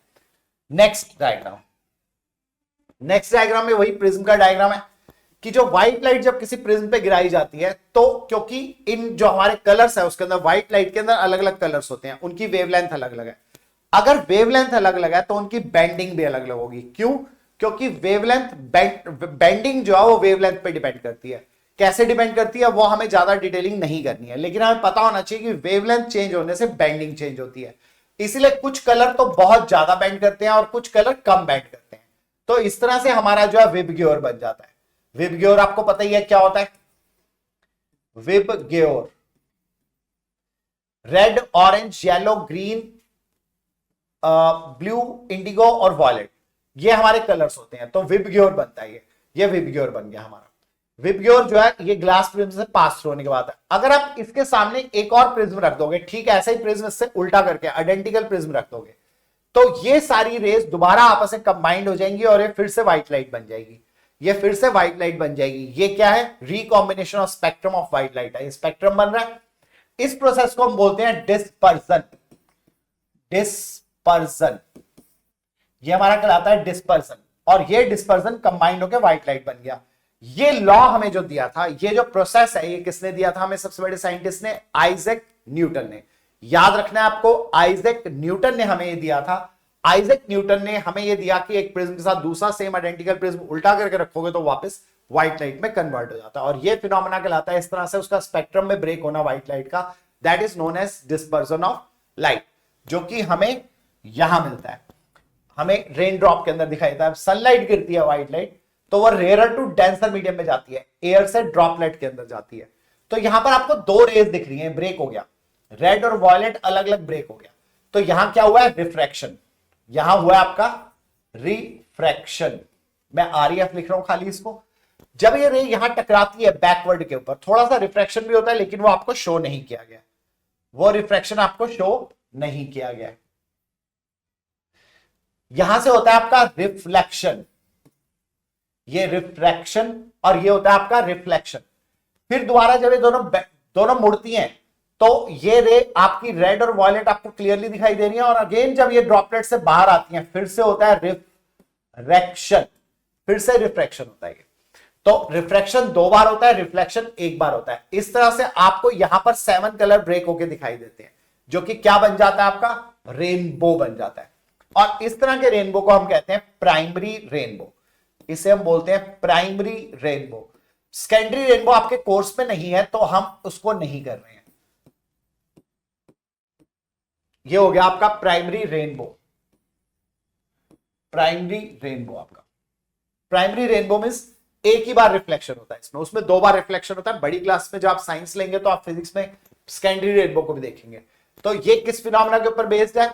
जिस फिनोमेना पे आपका प्रिज्म बेस्ड था, वो क्या है? अब इसमें दो फिनोमेना यूज हो रहे हैं ऑप्टिकल। पेपर में क्वेश्चन पूछा आता है कि रेनबो के अंदर कौन से 2 ऑप्टिकल फिनोमेना यूज होते हैं?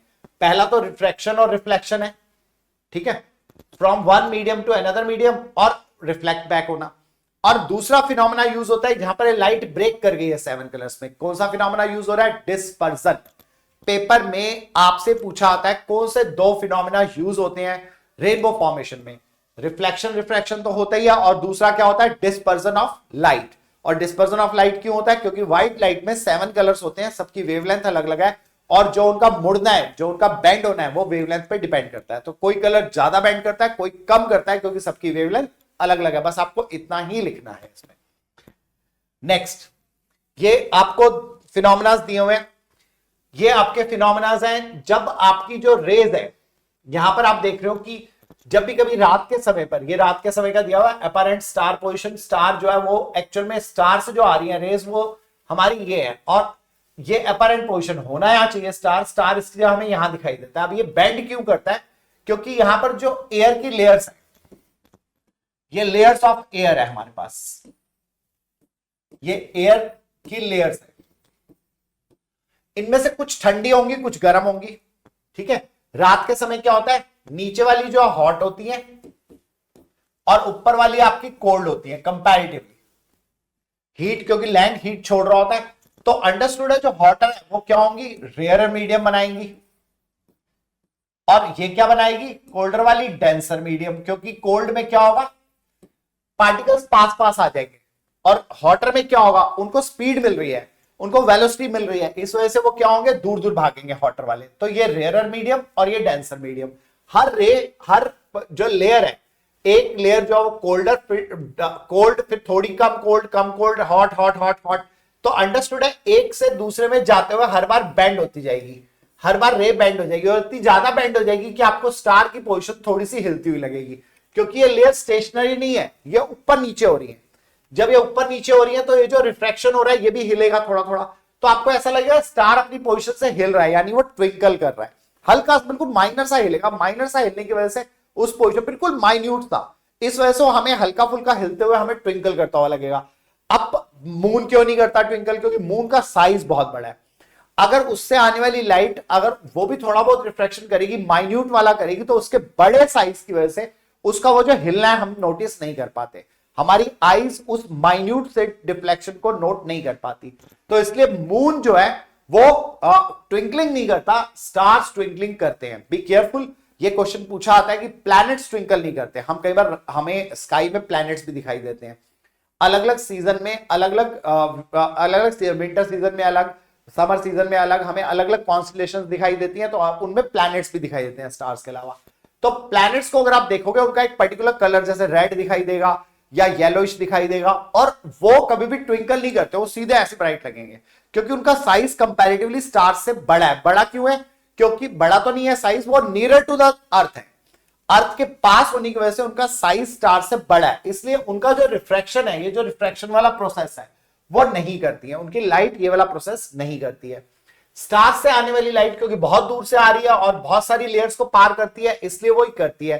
स्टार अपनी पोजीशन से माइन्यूट सा हिलता है, तो इसलिए वो ट्विंकल करते हुए लगते हैं, और प्लैनेट्स और मून हमें ट्विंकल करते हुए नहीं लगते due to their bigger size.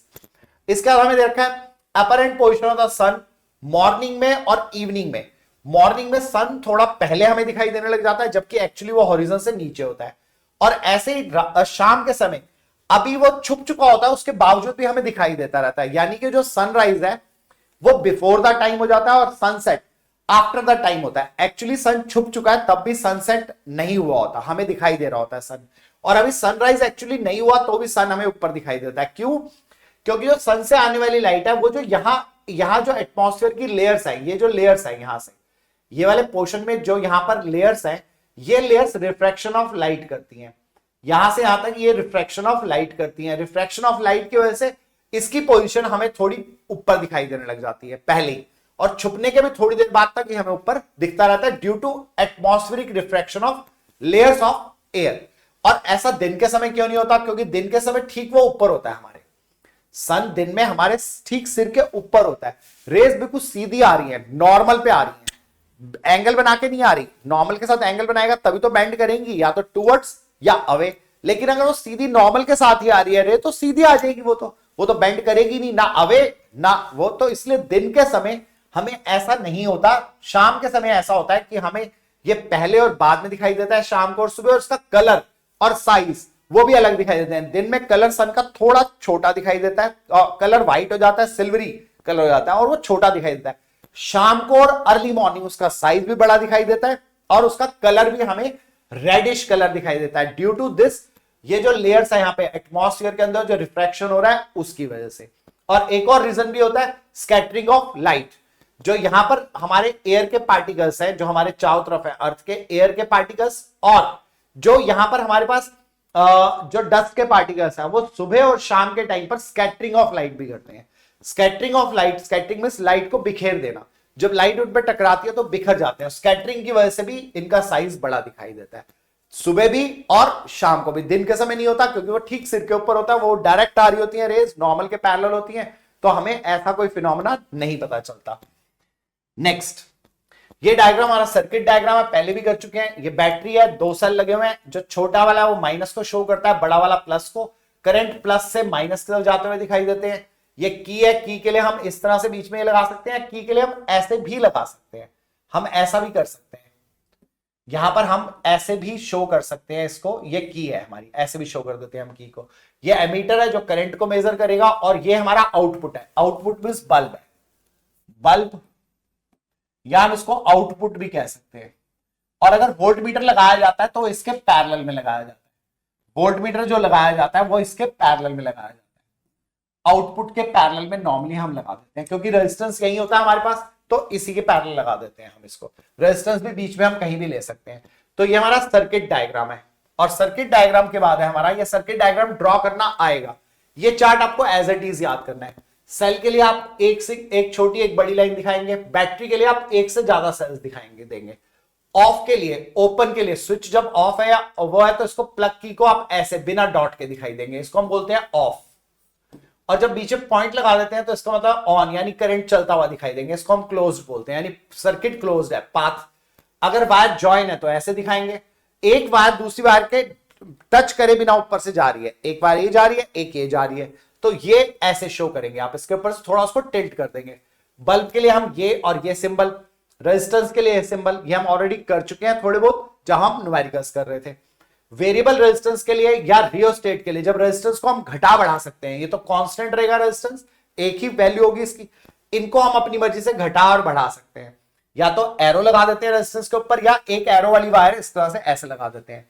Ammeter plus minus, ये है हमारा वोल्टमीटर, प्लस माइनस ये है। हमेशा आपको एक बात और याद रखनी है, जब भी कभी एमीटर को आप जोड़ोगे तो पॉजिटिव को पॉजिटिव से जोड़ेंगे, नेगेटिव को नेगेटिव ऑफ द बैटरी से जोड़ेंगे। ऐसे ही एमीटर का, वोल्टमीटर का भी पॉजिटिव बैटरी के पॉजिटिव से जोड़ेंगे और नेगेटिव को नेगेटिव से ही जोड़ेंगे।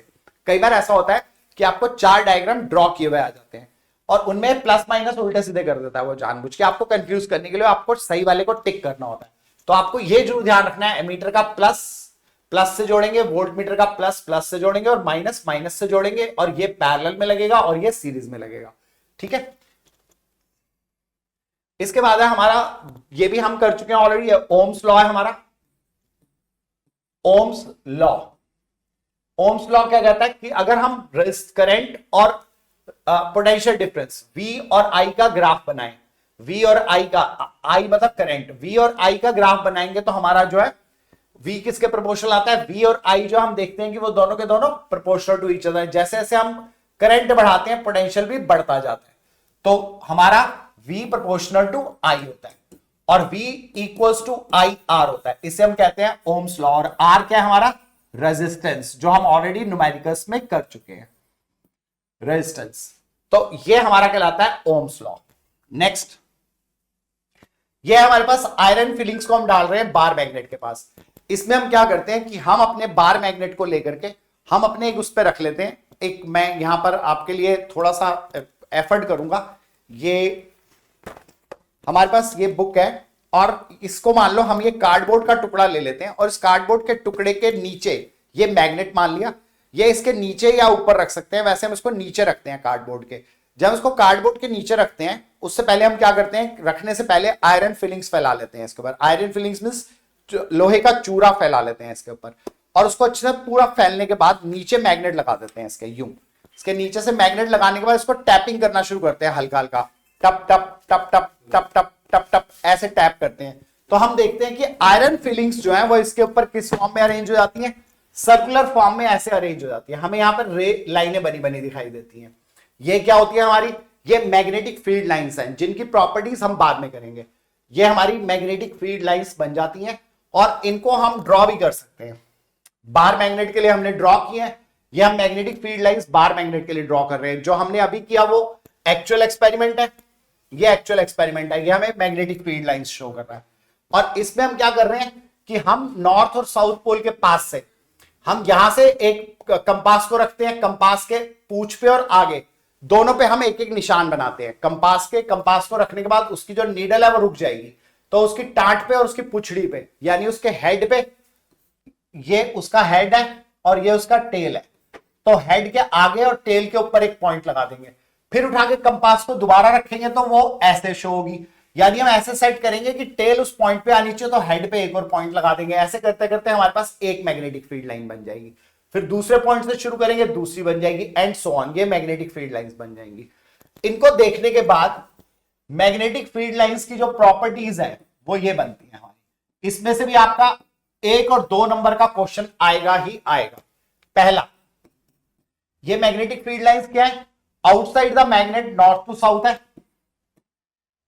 Outside magnet north to south है, नॉर्थ से साउथ की तरफ जा रही है। और इनसाइड मैग्नेट, अगर आप इनसाइड की बात करोगे, inside magnet south to north होंगी। ये इनसाइड मैग्नेट अगर आप बनाओगे इनको तो ये inside magnet south to north जाएंगी ऐसे। अंदर ये जाएंगी। ये ध्यान रखना है कि दोनों में होती हैं। और ये क्या है, ये क्लोज्ड लूप्स है, क्लोज्ड लूप्स। जो क्लोज्ड है, बिल्कुल देखो ये लूप क्लोज्ड बन रही है, कहीं भी कट नहीं रही है, क्लोज्ड है, क्लोज्ड और कॉन्टिन्यूस। इनके लिए हम वर्ड यूज कर सकते हैं continuous loops, continuous loops, break नहीं होती हैं। हम देखते हैं कोई भी दो magnetic field lines, no two lines cross each other, cross each other. कोई भी दो लाइंस आपस में एक दूसरे को क्रॉस नहीं करती, यानी ऐसे नहीं होता कहीं भी। ऐसा क्यों नहीं होगा? मान लो ये क्रॉस करती हैं, ऐसे क्रॉस किया इन्होंने, तो क्या होगा, मैग्नेटिक नीडल को अगर मैं यहां रखूंगा तो मैग्नेटिक नीडल को दो डायरेक्शन शो करनी पड़ेंगी, इधर भी और इधर भी। तो क्या उसका एरो दो तरफ शो करता रहेगा? नॉट पॉसिबल, ये पॉसिबल ही नहीं है। तो इसलिए ये कभी भी दो क्रॉस नहीं करती। और एक और इंपॉर्टेंट प्रॉपर्टी है इसकी, जहां ये डेंस होती हैं, इकट्ठी होती हैं, यहां पर डेंसर हो रही हैं इस पोर्शन में और यहां दूर दूर हो रही है, डेंसिटी जो होती है वो इनकी proportional to strength of magnetic field होती है, स्ट्रेंथ ऑफ मैग्नेटिक फील्ड। यानी ये जितनी ज्यादा डेंस होंगी, ये जितनी ज्यादा डेंस होंगी उतनी ही मैग्नेटिक फील्ड स्ट्रॉन्गर होगी। तो नियर द मैग्नेटिक एंड, यहां पर तो ये डेंसर है और यहां दूर दूर हो रही है, तो इसका मतलब यहां मैग्नेटिक फील्ड स्ट्रॉन्गर है और यहां पर मैग्नेटिक फील्ड वीकर है। तो जहां ये ज्यादा डेंस है वहां स्ट्रॉन्ग, और जहां दूर दूर है वहां पर वीकर। तो डेंसिटी जो है वो, density of lines, density of magnetic lines जो है वो क्या शो करती है? Strength of the magnetic field के डायरेक्टली प्रोपोर्शनल है। जितना ज्यादा डेंसिटी होगी उतनी ज्यादा मैग्नेटिक फील्ड स्ट्रॉन्गर होगी, और जितनी ये दूर दूर हो जाएंगी उतनी मैग्नेटिक फील्ड वीकर हो जाएगी। ये इंपॉर्टेंट प्रॉपर्टीज है, पेपर में पक्का 101% पूछी ही जाएंगी, एक या दो प्रॉपर्टीज। नेक्स्ट है आपका कि अगर आप किसी मैग्नेटिक नीडल को आप इस तरह से फिट करते हो कि मैग्नेटिक नीडल जो है, आपका जो करंट है वो नॉर्थ टू साउथ की तरफ जा रहा है, यानी कि नीडल को आपने उसके नीचे रखा, आपने सर्किट लगाया, ये सर्किट है आपका, और उसके नीचे आपने करंट को इस तरह से रखा कि जो वायर उसकी नॉर्थ साउथ को शो कर रही है, यानी ये साउथ पोल और ये नॉर्थ पोल है उसका, और ये इधर से नॉर्थ साउथ है। जब आप उसको शो करते हो तो साउथ, जब करंट जो है वो साउथ टू नॉर्थ, मैं इसको याद कराऊंगा आपको। अगर आपका करंट नीडल के साउथ से नॉर्थ की तरफ जा रहा है, अगर आपका करंट साउथ से नॉर्थ की तरफ जा रहा है और जो आपकी नीडल है वो वेस्ट की तरफ घूम जाएगी, इसमें उल्टा होगा, नॉर्थ टू साउथ जा रहा है तो ईस्ट की तरफ घूम जाएगी। आप इसको याद करोगे वो अपने आप याद हो जाएगा। इसके लिए रूल है SNOW, एस का स्नो रूल, एस का मतलब साउथ, एस का मतलब है आपका साउथ, साउथ से नॉर्थ की तरफ जाते हो अगर आपका करंट साउथ से नॉर्थ जा रहा है तो नीडल का जो हेड है वो ट्विस्टेड टुवर्ड्स वेस्ट, वो वेस्ट की तरफ ट्विस्ट हो जाएगा, इसको बोलते हैं स्नो रूल। अगर आपका करंट साउथ से नॉर्थ की तरफ जा रहा है, नीडल इस तरह से रखी हुई है उसके नीचे कि उसके साउथ से नॉर्थ की तरफ करंट जा रहा है, तो जो उसकी नीडल का हेड है वो कहां किधर मुड़ जाएगा? एन जो किधर चला जाएगा? वेस्ट की तरफ मुड़ जाएगा। इसका उल्टा उल्टा होगा, एन से एस की तरफ आ रहा है तो ईस्ट की तरफ मुड़ जाएगा। तो ये इसका रिवर्स है, आपको एक ही याद करना है, स्नो रूल। नेक्स्ट, अगर अब आप सर्किट जो बना रहे हैं, आप सर्किट जो आपने लिया, इस सर्किट को आप इसमें से ले रहे हैं, और सर्किट में क्या ले रहे हैं आप कि आपने जो सर्किट ड्रॉ किया उस सर्किट को एक कार्डबोर्ड में से पास थ्रू कर दिया, एक वायर को आपने उसमें से पास थ्रू कर दिया। ये आपकी वायर है, वायर को आपने इस कार्डबोर्ड में से पास थ्रू कर दिया। अभी आपने करंट ऑन नहीं किया है, आपने वायर को एक कार्डबोर्ड में से इस तरह से इस कार्डबोर्ड के अंदर से पास थ्रू कर दिया आपने, और यहां पे आपने मैग्नेटिक वो फैला दिया इसके ऊपर। यहां पर आपने मैग्नेटिक जो आपका आयरन फिलिंग्स थी, जो आयरन का चूरा है जो वो है, वो आपने यहां फैला रखा है। फिर आप इसमें से करंट पास थ्रू करते हो और हल्का हल्का इसको टैप करते हो, तो उससे वो जो आयरन फिलिंग्स है वो अपने आप को अरेंज करेंगी और वो ऐसे सर्कल्स में अरेंज करेंगी। यानी हम कह सकते हैं कि जो करंट है जब वो पास थ्रू होता है तो करंट जो हमारा स्ट्रेट कंडक्टर है उसके आसपास मैग्नेटिक फील्ड क्या होती है? सर्कुलर होती है। और उनकी डायरेक्शन आप कैसे दिखाओगे? आप दिखाओगे राइट हैंड थंब रूल से, right hand thumb rule, right hand thumb rule से दिखाओगे। कैसे? ये राइट हैंड थंब रूल है। अगर करंट ऊपर जा रहा है आपके अंगूठे की तरफ, थंब की तरफ जा रहा है, तो आपकी मैग्नेटिक फील्ड लाइंस ऐसे घूमेंगी, दीज आर एंटी क्लॉकवाइज। तो ये यहां पर शो किया गया आपको। यहां करंट नीचे आ रहा है, नीचे आ रहा है तो राइट हैंड ऐसे करोगे तो कहां घूम रही है आपकी फिंगर्स? ऐसे घूम रही है, ये क्लॉकवाइज घूम रही है आपकी ये। तो ये राइट हैंड थंब रूल से हम बताएंगे कि क्या डायरेक्शन होगी उसकी। ये आपको आगे शो भी किया गया कि आप राइट हैंड थंब रूल से बता सकते हो कि किस डायरेक्शन में जाएंगी। अब आपने लंबी वायर को बेंड कर दिया, ऐसे बेंड कर दिया आपने, ये बेंड कर दिया बड़ी वायर को आपने, ये बेंड कर दिया उसको।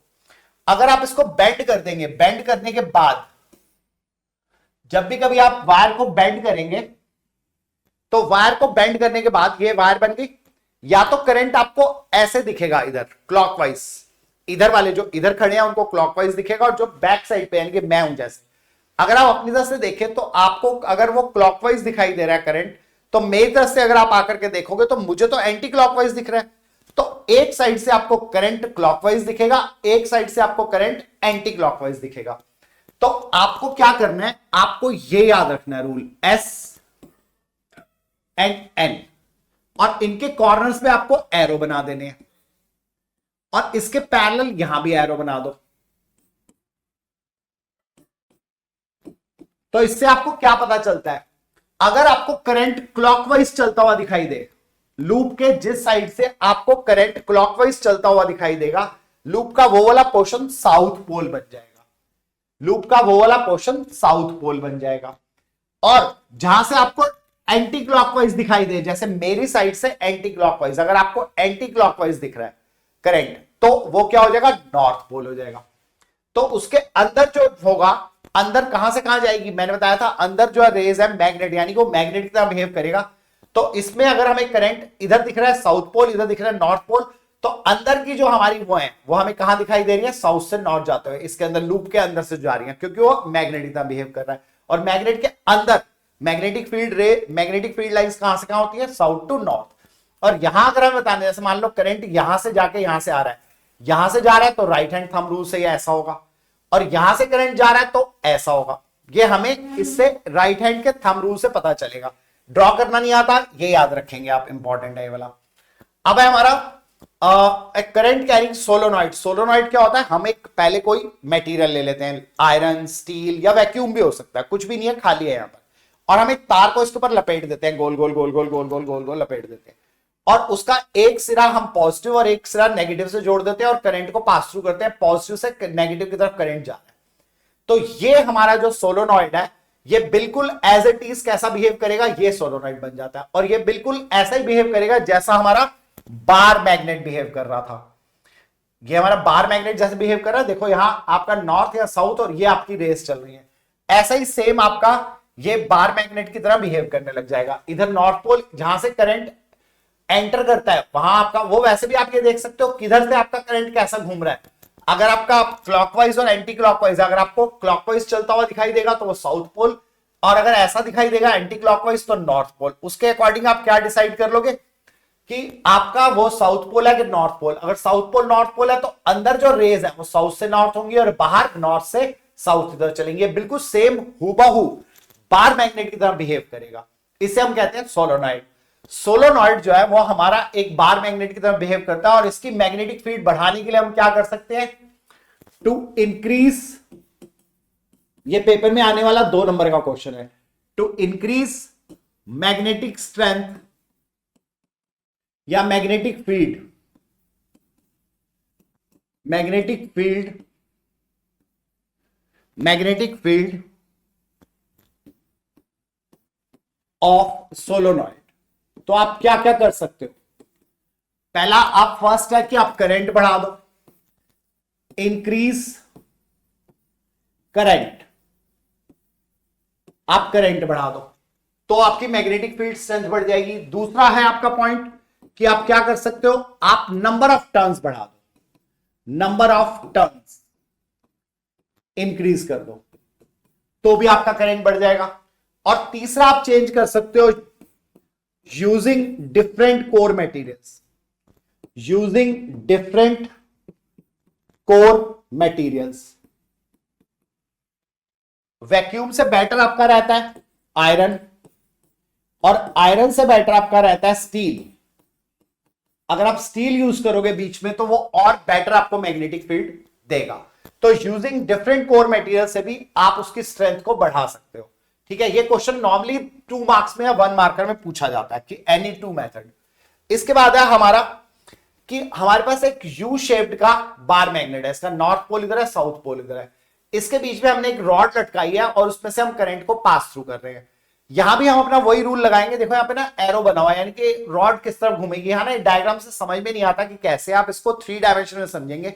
ये हमारा बार मैग्नेट है, ये बार मैग्नेट है, ये हमारा इसका नॉर्थ पोल और ये साउथ पोल है, और बीच में इसके रॉड ऐसे लटकी हुई है यूं, ये रॉड इसके बीच में ऐसे लटकी हुई है।